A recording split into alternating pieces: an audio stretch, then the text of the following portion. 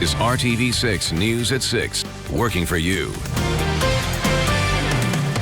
When you're talking about accountability and transparency, it just makes sense to have that information. The push for change at the State House after Call 6 investigates uncovers some police departments aren't disclosing when they use deadly force. A record number of COVID-19 cases in a single day here in Indiana. We take a closer look at how the coronavirus is impacting Hoosiers. Some of our parents are asking for more of a black and white, what can we expect if we are watching our trends go up? Tonight, the head of the Indiana Department of Education talks about the challenges schools are facing right now and the worries parents have. What she says it's going to take to stop COVID-19 from spreading in classrooms. Thank you for joining us here on the News at 6. I'm Amanda Starantino. And I'm Mark Mullins. First tonight, Indy Black Lives Matter protesters marching across downtown Indianapolis say they want justice for Dreasjon Reed. Now, downtown protests concluded outside of the RTV6 studios on North Meridian Street. Back in May, an IMPD officer shot and killed Reed after a chase. And just yesterday, after fighting for it for months, Reed's family finally received the autopsy report. The Marion County Superior Court ruled to allow the release of the autopsy. Today's protest, organized by the Indy 10 Black Lives Matter group, began at the newly created Black Lives Matter mural on Indiana Avenue, and eventually the protest stopped in front of the RTV6 studios.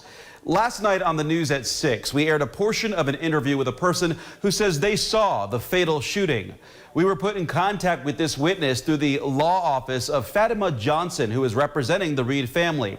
Johnson also shared that this witness was interviewed by Indiana State Police during the shooting investigation. We did not show you the witness's identity to protect them as the investigation continues. Today, protesters spoke out against RTV6 for not airing more of the witness interview on the news at 11. The group believes that RTV6 pulled the interview. Today, the group was calling for more of the interview and for more transparency from us, and we hear you. Last night, we wanted to take a little more time to make sure that we were presenting information that was accurate and fair, and we should have taken that process into consideration before promoting it on social media. We hear the concerns, and we will be publishing the interview in its entirety this evening on our website.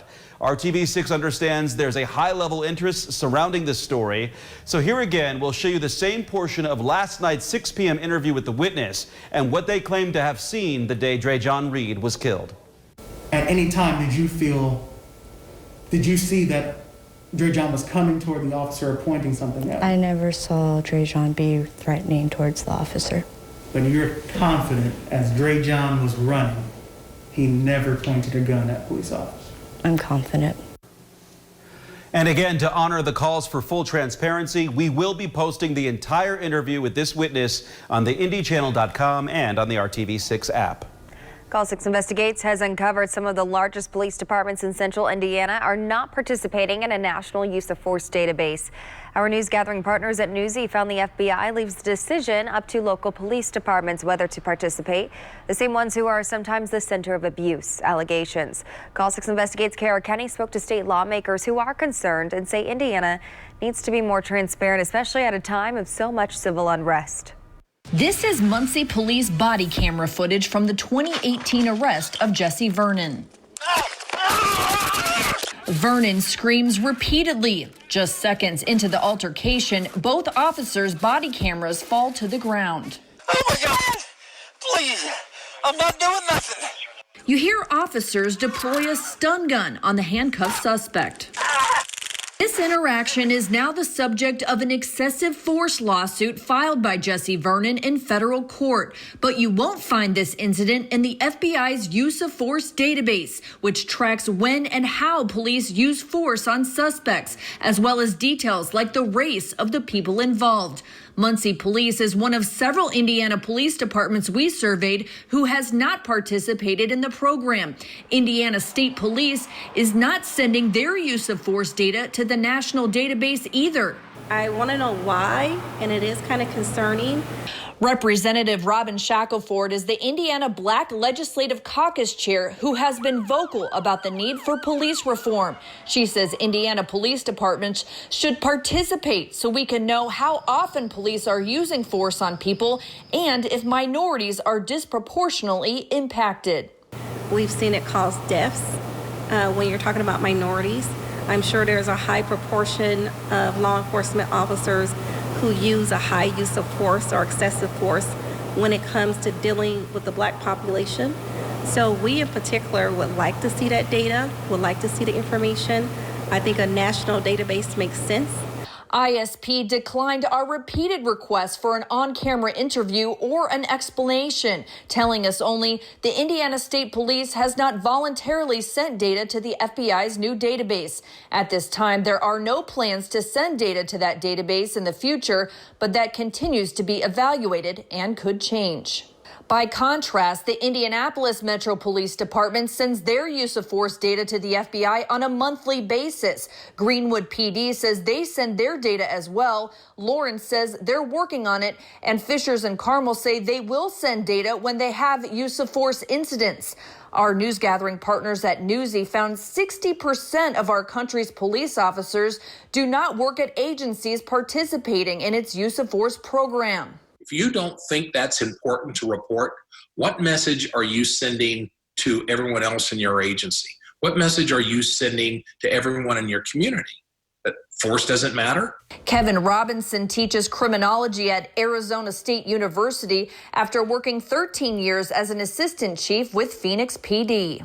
Honestly, you're gathering the information anyway, or at least you should be. Reporting it to me is not that big of a deal.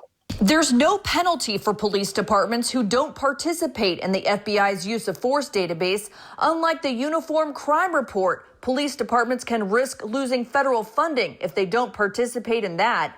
Shackelford says, much like body cameras and dash cams, the FBI's use of force database is one more way for police to earn back trust from the community. The national database makes sense. We're wanting our officers to be more accountable and more transparent. So when you're talking about accountability and transparency, it just makes sense to have that information. Kara Kenny, RTV6. We've also requested an on-camera interview with Muncie's Police Chief Nathan Sloan, who just took over in January. The former police chief, Joe Winkle's son, Chase Winkle, and 2 other officers were federally indicted for excessive force-related allegations. All 3 cases are still pending. As the dialogue about racial disparities in policing and society continues, we want to help continue the conversation.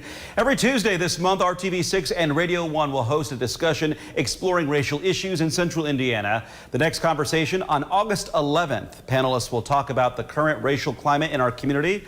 This all starts on Tuesday at 5 p.m. on the RTV6 Facebook page.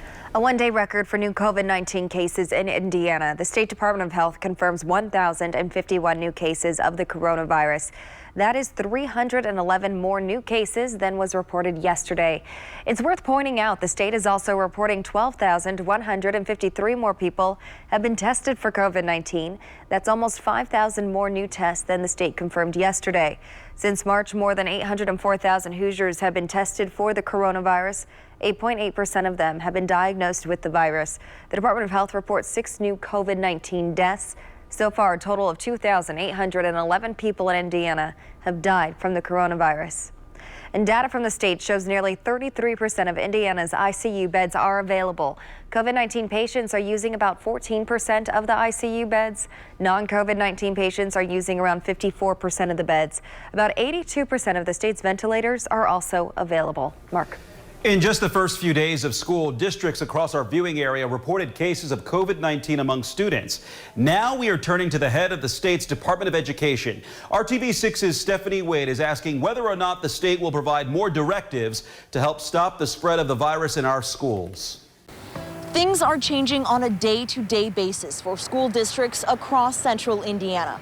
Just as soon as those doors open, schools are having to trigger their coronavirus response plans. Families are wanting more guidance on how best to keep their students safe. For me to sit and say who should be open, when they should be open, should they be closed, based on what I have been told from our medical experts, we are good to go.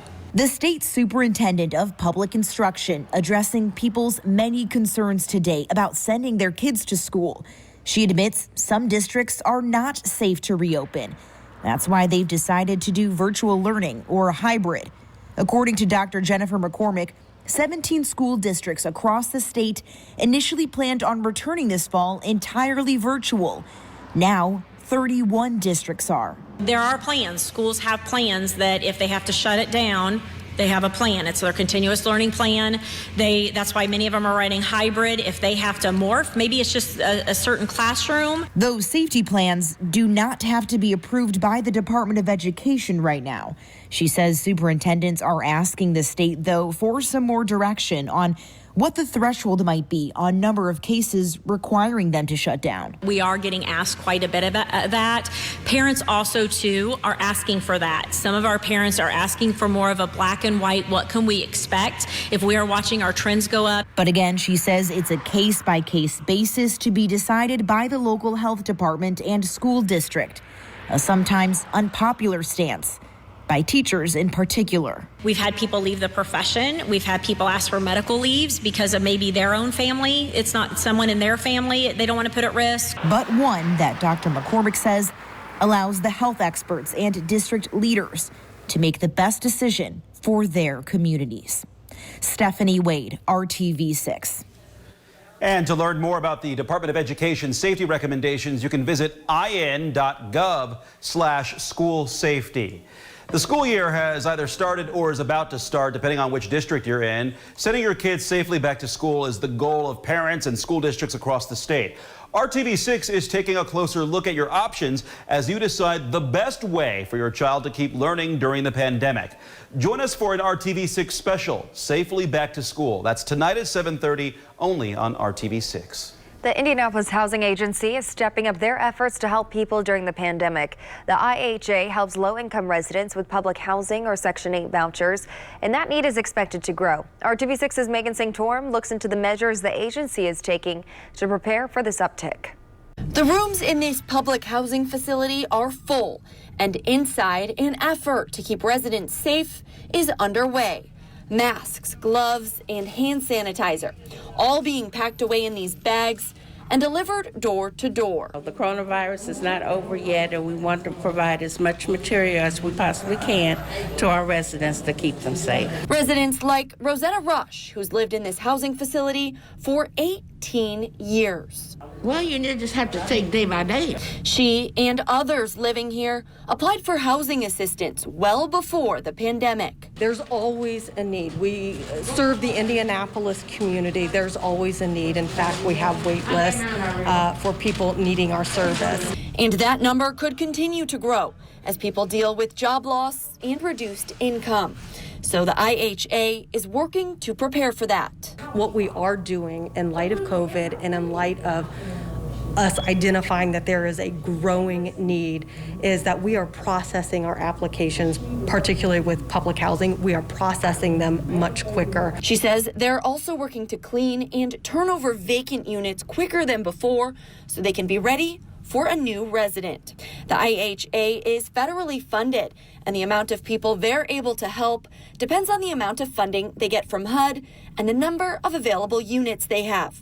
So they're doing what they can to prepare for an increased need while also protecting their current residents from the virus. Yeah, I appreciate it. Working for you, Megan Sanctorum, RTV6. The number of Hoosiers filing first-time unemployment claims dropped to the lowest level since the beginning of the pandemic nearly 5 months ago. The number of claims for the week ending August 1st was 12,533. The week before that, there were more than 20,000 first-time unemployment claims, so that is a big drop. In the 20 weeks since the pandemic began, about 940,000 Hoosiers have filed for unemployment. And while COVID-19 may be forcing companies to lay off workers, our Hiring Hoosiers initiative is still finding businesses that are looking for new employees. It's time for the job feed. There's an increase in demand for home caregivers during the pandemic, and one company in central Indiana is looking to fill dozens of positions. Senior Helpers, based out of Greenwood, needs to hire about 50 caregivers as the number of people needing their services is increasing. No experience is required to be a caregiver with Senior Helpers, and training is provided. The company is looking to hire people who have have a heart and want to help others. To learn how to apply, click on this story posted on hiringhoosiers.com. And Hire Request is also looking for someone who has a lot of compassion to sit with people who are in the hospital. You would keep patients company and get a nurse if there is an issue. You can find this post with a link to apply on the Hiring Hoosiers Facebook page. You can also find many other positions on the job board on hiringhoosiers.com. Kevin. Here they are. You're looking at the coolest and warmest temperature in my 7-day forecast. We'll match these with the day of the week and look for rain as well coming up. On the field, he's called the Maniac, but Colts linebacker Darius Leonard wants to be known as an MVP. Coming up in sports, see what's keeping him motivated as his third season in the NFL begins.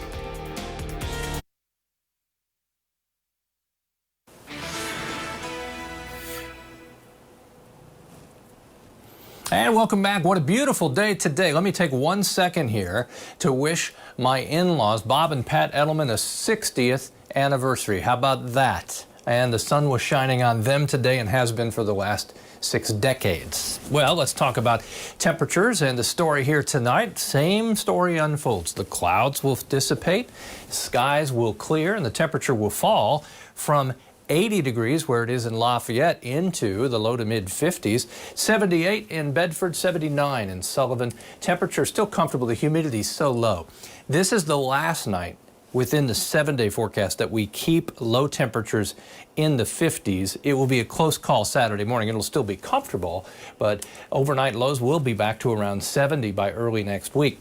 Temperature trend pretty obvious to follow there, peaking as we get to the weekend and early next week. What goes up with that will be the humidity level and eventually our rain chances. Sunday, the rain chance fairly low, 20 to maybe 30%. I wouldn't change any of your plans. Plan on sweating a little bit if you're outdoors. Then on Monday, likely to have interruptions outside with scattered showers and thunderstorms more likely. Let's show you Sunday as we go through the afternoon hours. Shows some spotty showers across the state, but more widespread, more substantial as we get to Monday. Temperatures during the day tomorrow. Friday will end the work week with sunshine once again. Temperatures in the low 80s. Humidity still comfortable because the wind will be basically out of the northeast. It won't be until we get to the weekend that we start to get more of a southerly wind, and there's the result. Temperatures warm up. Humidity level comes up and our chance for some showers and thunderstorms. Not Saturday though. A light south wind. Temperature moves to 85 for the afternoon high. Other temperatures during the day Saturday, about 86 in Bloomington, Bedford, and Seymour. We're dry everywhere. Early next week, the chance for thunderstorms is greatest Monday and Wednesday. 7-day forecast, you've pretty much got the idea of the high temperatures. You can see what happens with the lows from 59 tomorrow morning into the lower 70s Monday, Tuesday, and Wednesday. Overnight lows much, much warmer. I'm up for son-in-law of the year. Congratulations to my in-laws. All right. Congratulations to them. We know they're very happy. Thanks, Kevin. As the Colts begin gathering for training camp, there's a lot of talk about the arrival of new quarterback Phillip Rivers. But it could be one returning player on the Indy defense that makes just as big as an impact this season. Brad Brown has a closer look in tonight's Sports Extra Spotlight. In his first 2 seasons in the NFL, Darius Leonard has been as impressive as any linebacker of the last 20 or so years. Going into this season, he's been given some extra motivation to keep that pace going. Being a competitor, you know, you play this game to be the best, and if you're not the top one at your position, then, you know, that means you're not doing the right thing. And, you know, I think that I got to continue to go out each and every week to prove that I could be the best linebacker. Leonard got a new pair of cleats as a daily reminder. All of the slights and criticisms he faces online are there, including his recent rating of 85 in the Madden 21 video game. You know, some people can get complacent with the things that they've done. And me, you know, I look for, you know, I'm always on Twitter. I look for every bad comment. I look for everybody just to talk trash to me, because if someone out there talking trash about me, that means that I'm not doing enough. Like 99% of the players that I've been around that are motivated by that stuff, you know, if they feel like the dig goes past, hey, bad game, bad player, and really gets personal, then that's another level. But most of the guys, I just think they know it fuels the fire. But Darius is having some fun even as things continue to be so very different in this altered preseason. I couldn't wait to show it for work. You know, I'm a man with a lot of energy. I hate to sit still. For this past few months, I've been sitting at home. Once the team opened the doors to get back to work, Leonard was there. In fact, he was a bit early. Whether he knows it or not, I mean, I think he's pretty self-motivated and wants to be the best and is obviously extremely talented. So, you know, it's like, it's just kind of that icing on top that when people doubt him, he wants to prove them wrong. I'm at the top level of playing football, and sometimes you can get complacent. And as long as you got someone continue to say negative things, continue to badly rank you day in and day out, no matter what, and I need that. People around the league are taking notice. Despite Leonard's 85 rating on the Madden game, he's already in some conversations about being the league's defensive MVP this season. And his media profile continues to rise as well. A few weeks ago, he was part of a special NFL edition of Celebrity Family Feud. We'll see if he can bring that energy to the field in the weeks ahead. Brad Brown, RTV6 Sports. Welcome back to the news at 6. Take a look at this RTV6 photo of the day. Barbara Klein shared this beautiful picture of a giant swallowtail butterfly on an impatiens plant. That's a pretty garden area. No wonder why that butterfly was so attracted to those flowers. We do want to thank Barbara for sending us this great picture there. Gorgeous garden. Send us your photo of the day. It could be anything that makes you smile. Just make sure it will be fitting in a family photo album. Email it to news@WRTV.com. Sunshine again with us tomorrow to end the work week. Temperatures by noon at 76, 82, the afternoon high. Amanda? We will leave you with this beautiful look at downtown Indianapolis. We'll be back for the news at 7.